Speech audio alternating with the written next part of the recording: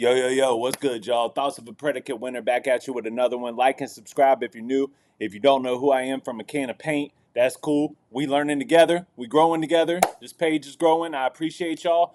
I'll be at 300 subscribers in no time, and I really want to celebrate that with you guys. I told everybody once I get to 500, I'm gonna share something hilarious. I got some old dirt on myself that I'm gonna dig up, and I'm not gonna tell y'all where it's at right now, but I got some old dirt on myself I'm gonna dig up, and I'm gonna react to some old dirt of my own, and I think that that'll be hilarious. But we'll be there in no time, and I appreciate you guys for rocking with me, and I'm really looking forward to just the growth of this channel.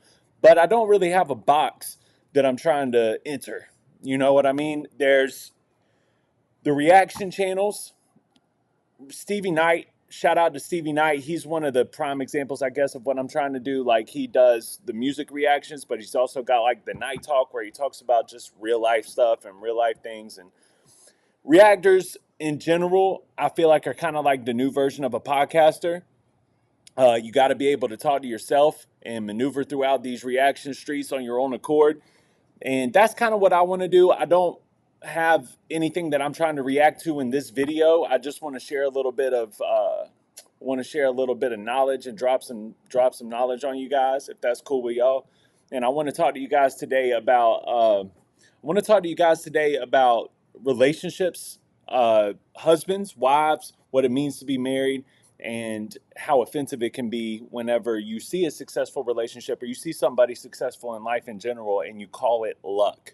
When someone comes up to me and says, man, you're so lucky your wife stayed with you through all the things that you've been through. Man, you're so lucky that you and your wife have a good relationship. You're so lucky that X, Y, and Z. I'm looking at them like, you don't know the first thing about me if you think that it's luck, dog. It ain't luck. Ain't nothing lucky about me.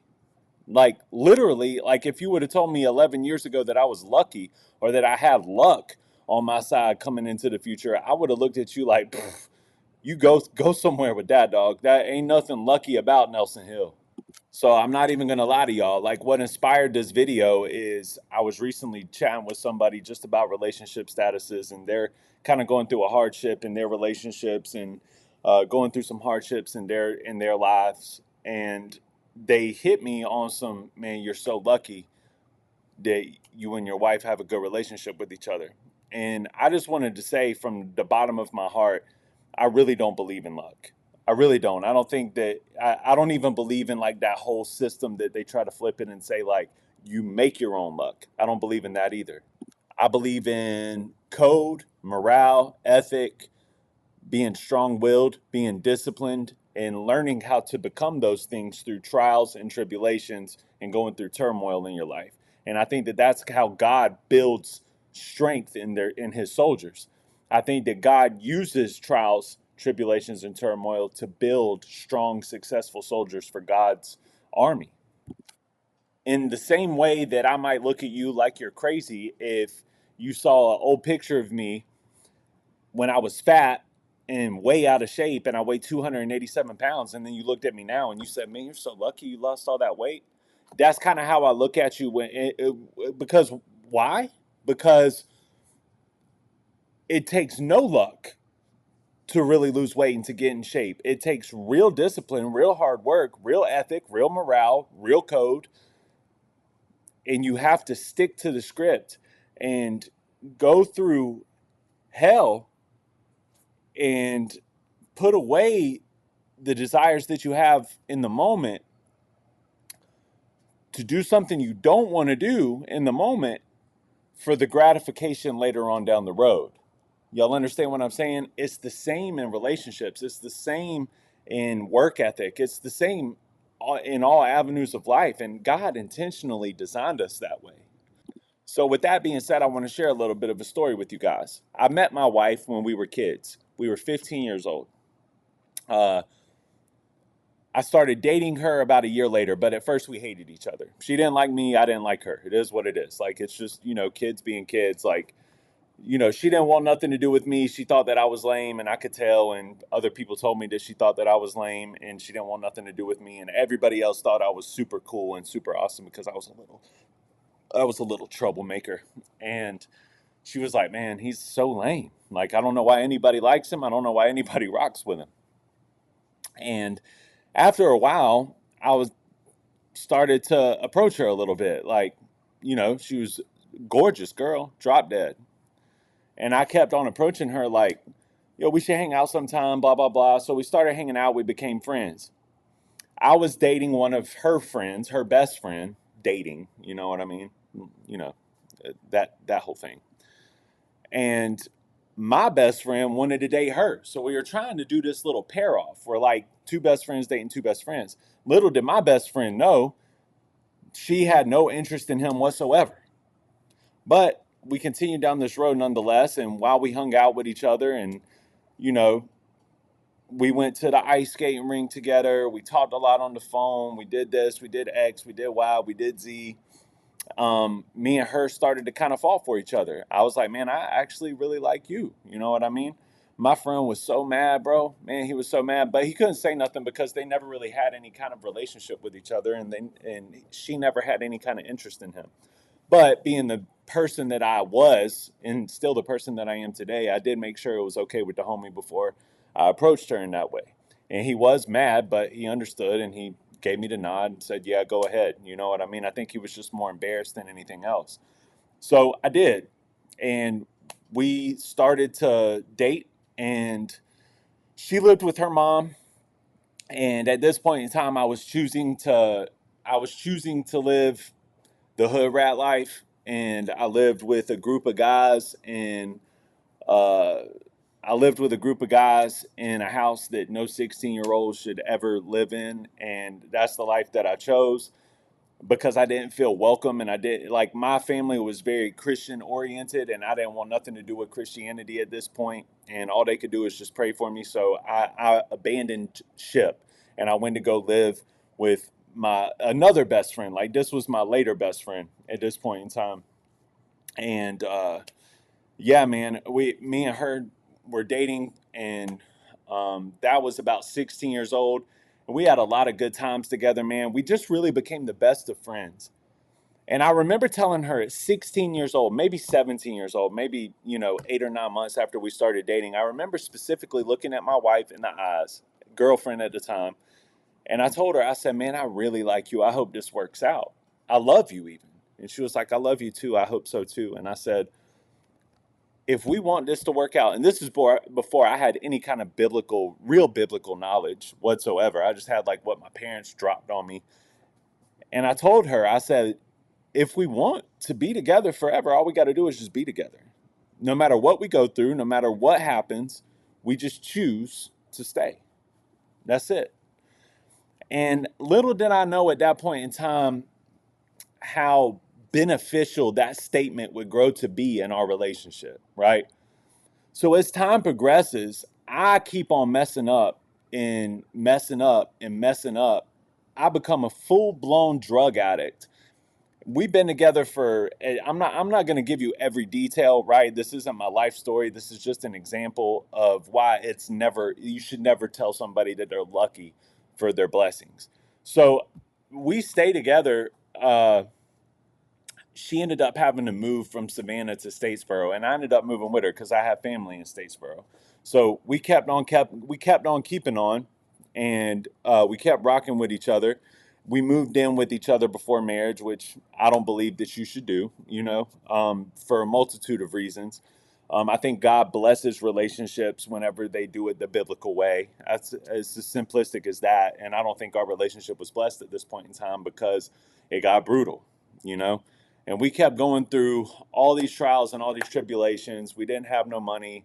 We were barely making it, barely getting through in life. I never thought that I would amount to anything. And I remember having a conversation with her at that point in time when I was all drugged out, doing drugs every day, no job, in and out of jail, just being a real piece of trash, you know what I mean? And I remember talking to her back then, and I told her, while I was crying, I was in tears. I was like, I will never amount to anything. You need to leave me. You can do so much better than me. Why are you with me? And I remember this was during a time where she really wasn't feeling me. You know what I mean? But she chose to stick with me. And in that moment, she looked at me and she said, you can be whatever you want to be if you just put your mind to it and quit. You keep quitting everything that you try, which at that point in time, I couldn't even understand like quitting everything that I tried because I was literally just trying to get by. And as a drug addict that was in and out of jail all the time, I put her through immortal hell because I was manipulative. I lied about everything. I had a whole secondary life over here with this group of friends that I had no business hanging out with. And I always tried to hold on to her because she was kind of my normalcy, you know? But that's horrible for her because in life, whoever you're around, you're either lifting them up or dragging them down. I'm not a man of many in betweens. Like the world moves, right? It keeps spinning. So I don't believe in standing still. I believe you're either going or you're reversing. I believe you're either going up or you're going down. And I believe that who you're with either pulls you up and y'all help each other excel, or you drag that person down. So this whole time she's trying to do well and excel in life, I'm like dragging her down. We moved back to Savannah, move in with my grandparents, and all this time we're engaged, she ends up she's pregnant, you know? And I acted like it wasn't no big deal. Like I was like, cool, man. I mean, we're gonna be together forever anyway. Ha, gotcha. No, I'm just kidding. I didn't think like that. It was a very stressful time. And while she was pregnant, you know, her friends were out partying. We were young, man, like 20, we were 22, 23 years old. So her friends are out partying. My friends is all up in the streets, and I'm hanging out with my friends, and she's just at home alone. You know what I mean? Like hanging out with my grandparents. And I never even put in perspective in my mind how horrid that must be. You know what I mean? Like to know that your husband is out roaming, and we did get married because of this, and your husband's out roaming the streets, and you know that something's off. You just can't really pinpoint what it is. Nobody knows that I'm on drugs because I was super good at hiding it. But it was the things like I'm going to Advanced Auto Parts at 9:30 at night, and then I'm gone to get a car part, and then I'm gone until 5 o'clock in the morning, type things. And I was just always able to weasel my way out of stuff because I mean now I'm a salesman, so I learned how to put those uh, gifts, I believe, that I've been given to good use. But at that point in time, I didn't use them as gifts. I used them to do wrong. And that's, if you have that gift of like a manipulation type tool inside of you, try to use it for good because you can. But beyond that, so we go through immortal hell, bro. Like, and I'll never forget, like, when everything hit the fan. And I think I'll tell you guys my story in a different video, a different day. But when everything hit the fan and it really started to come down, and I had been up for like 5 days straight, and I had this major come down, and my plug didn't have anything, and my other relationship that I had with this other dude that had another type of drug that I enjoyed taking, he was locked up, and it just I was kind of left for, all right, I'm either gonna die, if I find something else to keep going. I'm either gonna die. I'm gonna go through major withdrawals over this next week, or 2 weeks, or however long, or I'm going to go to rehab and I'm going to try to get right. And in that moment, because of what happened leading up to that moment, I mean, dog, I was seeing demons. I was having, it was a horrific time. I saw demons that night. I like went through this whole period of trying to like sell my soul. I was way gone mentally, like way out left field, dude. And at the end of that, I just had this sudden urge, like, let me go get right, bro, because this is crazy. And I got a child, I got a wife, and I need to do better for them. But at that point in time, I really didn't think that I could do better. I just wanted to show that I was going to try to. You know what I mean? And to nobody's surprise, I needed to go to rehab. But at the same time, it was like the truth finally came out. So it was a very judgmental phase to my wife, to me. Like everyone was kind of looking at my wife like, you're going to have to leave him. I know you love him, but people don't overcome this. This isn't something that most people overcome. And my wife was 10 toes down, like, no, I'm going to stay with him. I'm going to see him through this. But then some of the actions that I did leading up to this moment came out of the closet as I was walking into rehab, which made her want to leave me. She told me she wanted a divorce. And the whole time I'm in rehab, all I can think about is like somebody else is going to raise my child. Someone else is going to be with my wife. And I couldn't take it. It drove me mad. And I just remember praying. I said, God, please, please, God, save me. Save me from myself. Save me from everything that I've been doing. And I called upon the name of Jesus, and Jesus saved me in that moment. The light switch in the room flipped on, and I felt a presence hug me tight. And all of a sudden, all that burden and all that shame just eliminated. It was gone. However, I was still very heavily upset because my wife was leaving me. So I get out, and on my way into a halfway house where I needed to go learn how to live sober. I got sober. Now I need to learn how to live sober. So on my way to this halfway house, I have a stop, and I have some communication with my wife. We meet up at a mall, and I'm like, listen, if you will please, please just give me one more chance. I'll answer any questions that you have. I'll tell you the truth about everything you ask me. If we can just use this as a ground zero to start fresh and start new and to rebuild and restructure. I've given my life to Jesus, and she was already saved. But I told her, I said, I gave my life to Jesus. Please give me this opportunity to Jesus has redeemed me. Please help me to show you that I'm redeemed. She didn't have to do that, especially at that point in time. I mean, she is a dime, y'all. My wife is gorgeous. I don't look good at all. Like, I'm overweight. I'm just a hot mess, dude, and I'm struggling. And there was nothing cute about being with me. There was nothing sexy about it. There was nothing good looking about it. Like, it was a mess. She had no reason to stay, every reason to go, but she chose to stay. And that taught me about what love really is, what love really means, what that unconditional love is really all about. And my grandpa did the same thing. There are two people in my life that just immediately, essentially, just gave me the shirt off their backs. That type of thing, like give you the shirt off their back if you need it. And they gave me a real chance to really start over and really do well with my life. Because of that, I said, and for my daughter, I said, I'm never going to put them through this kind of pain again, ever. I'm never going to do it. From that point forward, it was a consistent growth. This was 11 years ago, and I'm still growing. You know what I mean? I wish that this could have happened when I was 16, 17 instead of 23, 24, but that's not the way God works. Now, as I continue to progress and do better,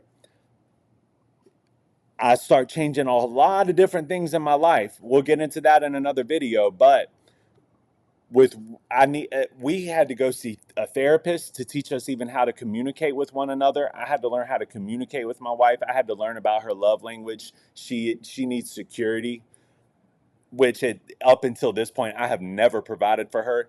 I didn't know how to provide these things for her. She needed security emotionally, spiritually, and financially. And I couldn't provide in that way. That's her love language. Mine is gifts. She had to learn that about me. And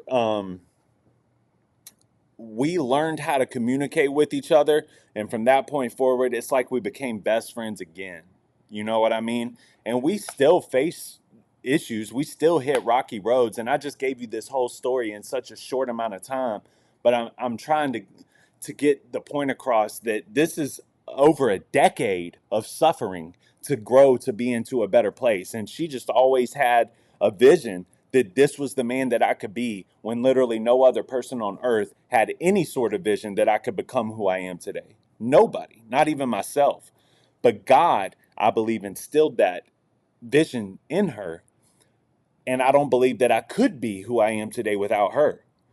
And because of that, I have a unselfish, dying, unconditional love for her, where I will do anything for her, because not only does she deserve that, but she earned it. She earned that love, but she didn't have to, because that unconditional love that I'm talking about, you don't have to earn it, because I didn't earn it, and she still had it from me. You get what I'm saying? So when someone comes up to us that's going through pain and turmoil and trouble, and we're trying to tell them, like, you got to give it to God. You got to put God first, each other second, your kids third. You have to put God at the forefront. God has to be the common thread. and everything starts to kind of fall into place for you, because that's the way it works. It's under God's umbrella. And when we tell people that and they say, "No, y'all are just lucky," do you understand how offensive that is? We don't feel offended necessarily. Well, she doesn't, because she's just not that type of person. But I ain't gonna lie, I feel a little offended. I'm like, bro, luck ain't got nothing to do with it. It takes real discipline, real courage, real strength, that's driven not from us, uh, but from the Father above, that created us. And learning how to get in tune with that, and really learning how to put God first, and doing it for the sake of each other, because you're unified. So many relationships don't work because you get married and you don't understand that you literally become one. Your spirit unites. You become one under the umbrella of God. And that's a supernatural thing when you get married. And a lot of people say, like, "I don't know what happened, man. I got married and now we can't, nothing's right. It doesn't, we don't have any laughs with each other no more. We don't have any fun with each other." It's because y'all don't understand the unification process under God's umbrella is that you become one spiritually.